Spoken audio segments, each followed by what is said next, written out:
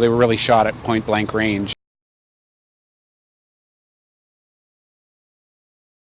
It's like nothing ever happened here. In fact, it's back to the idyllic place that it always was. And of course, this is the Danforth in the summer.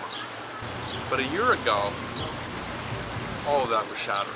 It was Nor Samiai's birthday, and she was the person in the middle of the circle of friends. And Reese was killed. Two other girls were seriously injured, as was Samantha. We are marking and remembering the beautiful lives taken too soon. You know, Juliana and Reese. You know, in their in what we knew of Reese and what was described and what we learned from the family. I mean, both of these are beautiful souls, and I can't imagine the sadness and grief of their families who have had, I know, a very hard time, you know, dealing with their loss.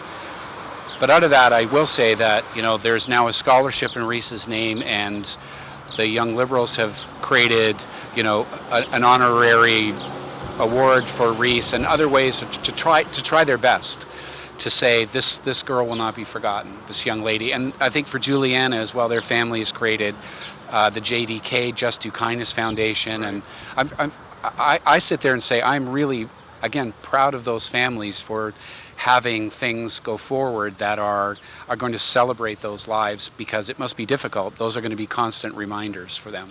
But we think, okay, then there, you know, we do buy the argument that from people who want to use guns for hunting and for on farms and other applications, that's completely legitimate, absolutely. But we think about, then do you need the additional risk of handguns and assault weapons being in the hands of private citizens? Because it is a risk.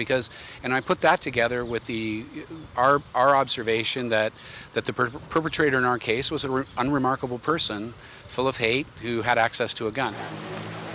A year later, let's not kid ourselves. Yes, it's nice here again, but this did happen.